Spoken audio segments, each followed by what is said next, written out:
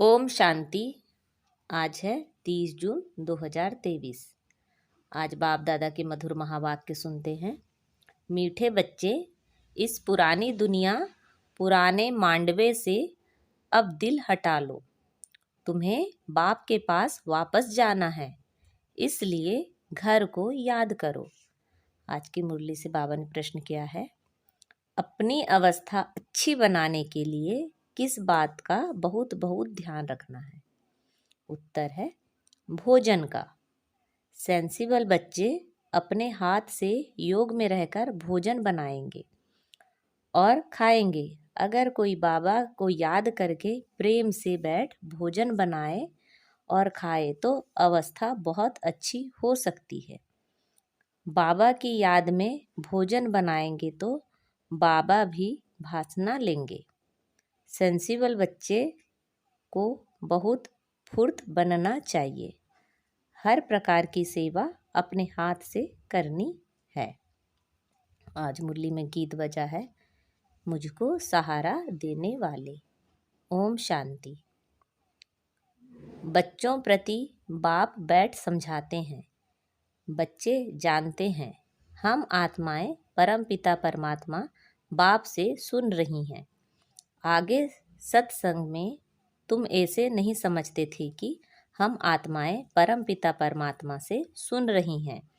यहाँ बच्चे बाप और बाप बच्चों के सम्मुख बैठे हैं। बाप निराकार हैं और आत्मा भी निराकार है ना। कितने ढेर के ढेर बच्चे हैं, यह बाप बिगर कोई कह ना सके। जो बाप के सम्मुख ब्राह्मण ब्राह्मणियाँ हैं, उनको ही बाप बैठ समझाते हैं। तुम जानते हो इस समय सब पाप आत्माएं हैं। यह कोई पुण्य आत्माओं की दुनिया नहीं है। पुण्य आत्माओं की दुनिया सतयुग को कहा जाता है। अभी तुम बच्चों को बेहद का बाप राजयोग सिखला रहे हैं। अब बाप कहते हैं इस पुरानी दुनिया में देह सहित जो कुछ है उनको भूलना है, उनसे वैराग्य आना चाहिए। यह है बेहद का वैराग्य। तुमको कोई जंगल में नहीं जाना है, रहना गृहस्थ व्यवहार में ही है, परंतु इस पुरानी दुनिया से दिल नहीं लगानी है। यह कलयुग का मांडवा है। इस मांडवे में जब सतयुग था तो देवी देवताओं का राज्य था, उन्हों का पाड़ बचता था। अब यह मांडवा पुराना हो गया है। पुण्य आत्माओं की दुनिया सतयुग को कहा जाता है। अभी तुम इन आँखों से जो कुछ देखते हो वह पुरानी चीज ही है। यह 84 जन्म पूरे करने हैं, तो इस पुरानी दुनिया से दिल नहीं लगानी है, दिल लगानी है नई दुनिया से। अब तो यह पुराना शरीर छोड़कर हमको वापस जाना है। खुशी रहनी चाहिए, बाबा हमको फिर से वापस ले जाने आए हैं। फिर से हमको स्वर्ग का जाकर पाठ बजाना है। गोया गृहस्थ व्यवहार में रहते ममत्व मिटा देना चाहिए। पुरानी दुनिया को कब्रिस्तान बनना ही है। नाटक के एक्टर्स पाठ पूरा करते हैं तो फिर घर याद पड़ता है। तुम भी जानते हो हम ब्राह्मणों ने 84 जन्मों का पाठ बजाया। 84 का चक्र ही कहा जाता है। वर्णों को याद करना पड़ता है। शिव बाबा बैठ फूलों को देखते हैं, इनकी आत्मा भी देखती है और फिर बाबा को भी याद करती है। बाबा ने हमको यह ज्ञान सुनाया है। वही बाप टीचर सदगुरु है। कोई शास्त्र तो हाथ में नहीं है। बच्चियां भी कहेगी शिव बाबा ने सृष्टि चक्र की नॉलेज दी है, वह आपको सुनाते हैं तो सतयुग ही याद पड़ेगा। आत्माओं के रूप से बाबा भी याद आता है। सारे वर्ल्ड की हिस्ट्री ज्योग्राफी भी याद पड़ती है।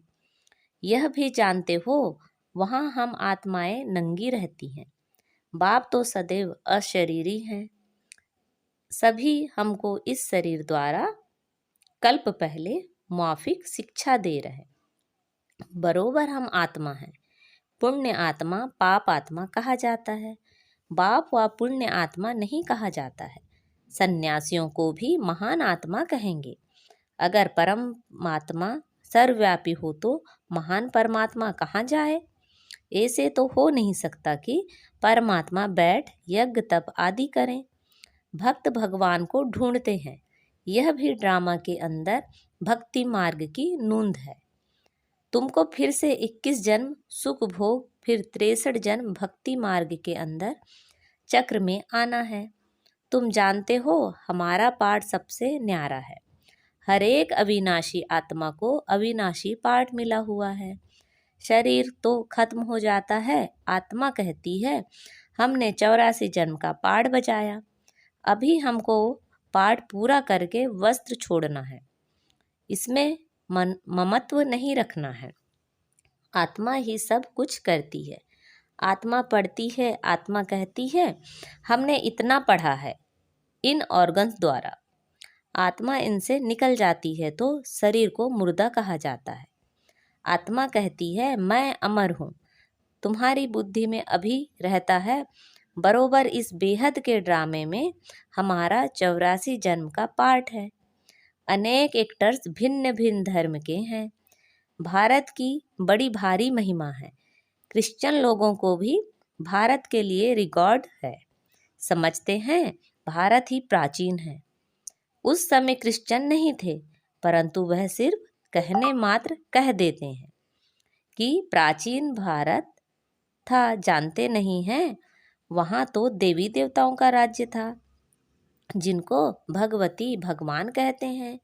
गॉड कृष्णा नहीं, लॉर्ड कृष्णा कहते हैं।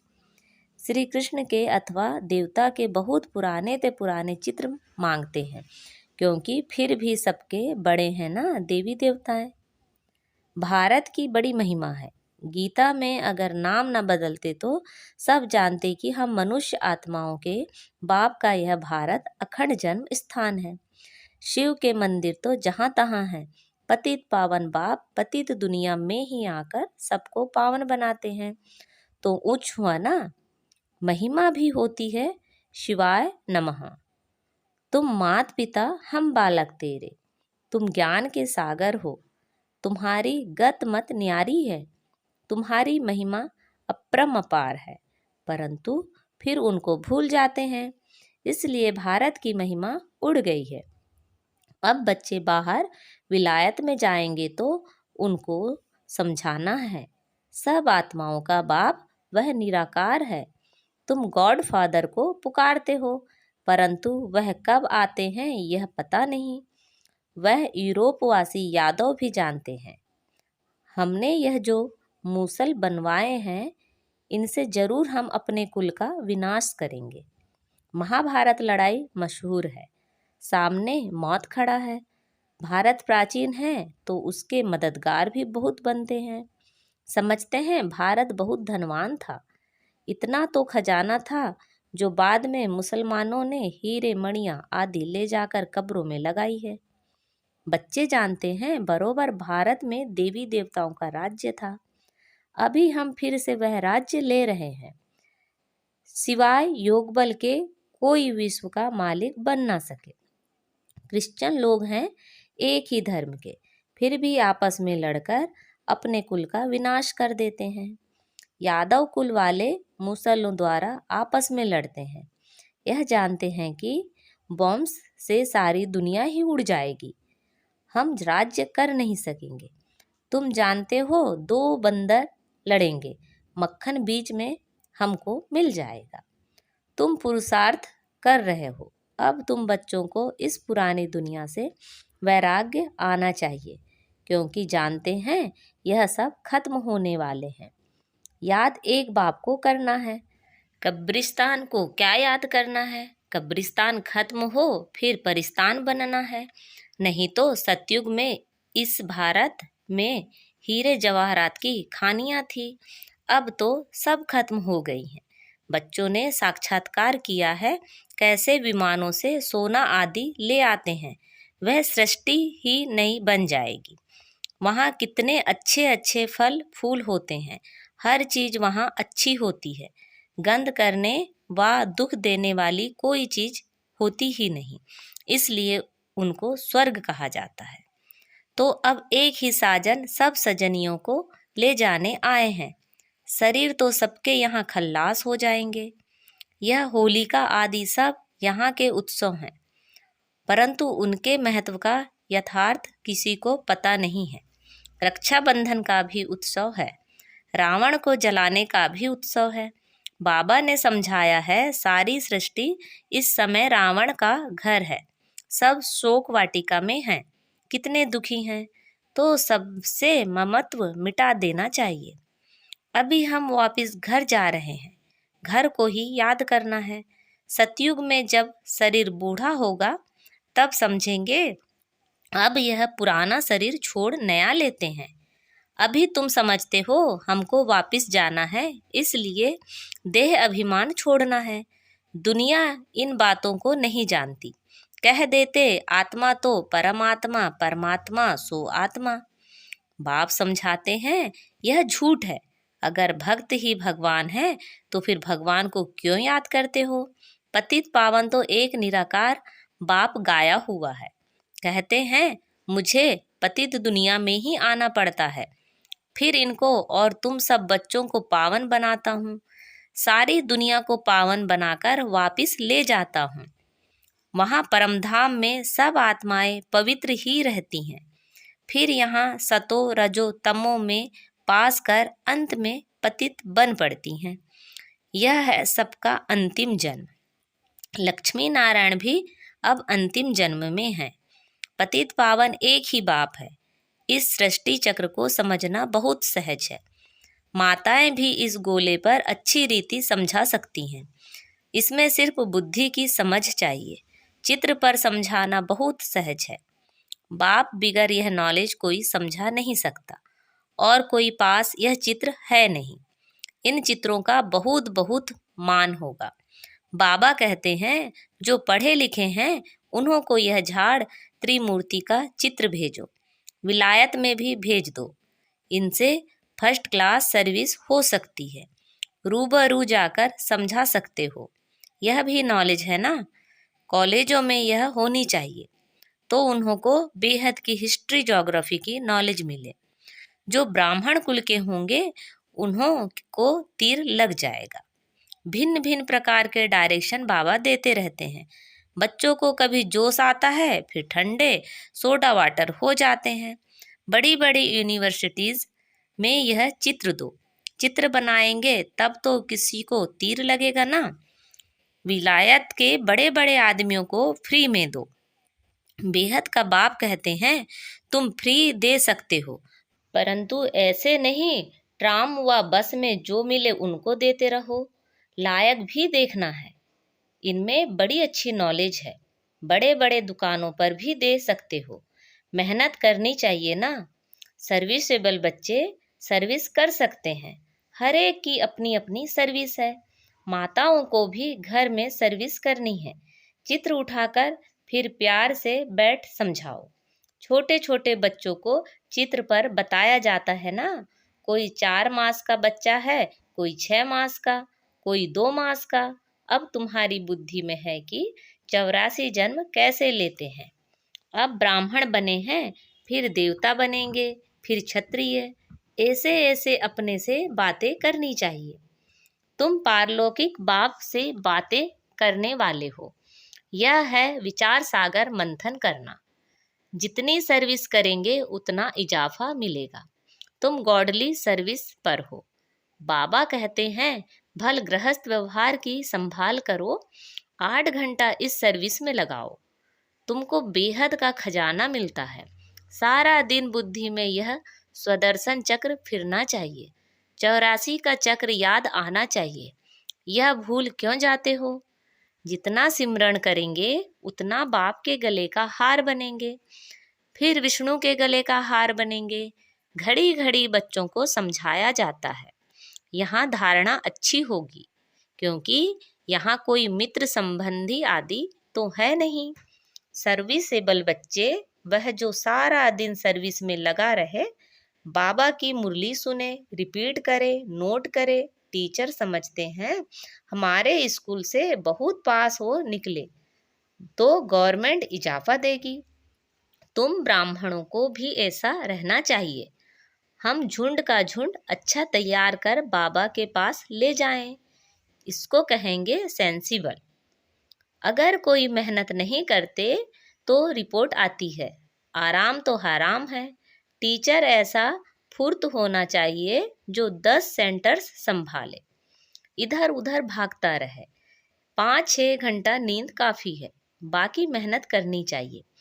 अच्छे सेंसिबल बच्चे कोशिश कर भोजन भी अपने हाथ से बनाएंगे। बाबा को याद कर प्रेम से बैठ भोजन बनाएं और खाएं तो अवस्था बहुत अच्छी रहेगी। बाबा भी चाहते हैं अपने हाथ से बनावें। बाबा को याद करके बनाएंगे तो बाबा को भी भासना मिलेगी। बाप की याद से बहुत अच्छी उन्नति होगी। स्वदर्शन चक्र फिराते रहो। अच्छा, मीठे मीठे शिखी लदे बच्चों प्रति मात पिता बाप दादा का याद प्यार, गुड मॉर्निंग और नमस्ते। रूहानी बाप की रूहानी बच्चों को नमस्ते। हम सब रूहानी बच्चों की रूहानी मात पिता बाप दादा को याद प्यार, गुड मॉर्निंग और नमस्ते। आज की मुरली से धारणा के लिए सार है, अपने आप से व पारलौकिक बाप से बातें कर विचार सागर मंथन में बुद्धि को बिजी रखना है।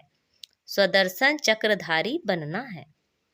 अभी हम वापस घर जा रहे हैं। यह शोक वाटिका है, इससे ममत्व मिटा देना है। नई दुनिया से अपनी दिल लगानी है। आज बाबा ने हमें वरदान दिया है, दिलाराम बाप की याद द्वारा तीनों कालों को अच्छा बनाने वाले इच्छा मुक्त भव। जिन बच्चों की दिल में एक दिलाराम बाप की याद है, वह सदा वाह वाह के गीत गाते रहते हैं। उनके मन से स्वप्न में भी हाय शब्द नहीं निकल सकता, क्योंकि जो हुआ वह भी वाह, जो हो रहा है वह भी वाह, और जो होने वाला है वह भी वाह। तीनों ही काल वाह वाह है, अर्थात अच्छे ते अच्छा है। जहाँ सब अच्छा है वहाँ कोई इच्छा उत्पन्न नहीं हो सकती, क्योंकि अच्छा तब कहेंगे जब सब प्राप्तियां हैं। प्राप्ति संपन्न बनना ही इच्छा मुक्त बनना है। आज का स्लोगन है, संस्कारों को ऐसा शीतल बना लो जो जोश व रोब के संस्कार इमर्ज ही ना हो। अच्छा, ओम शांति।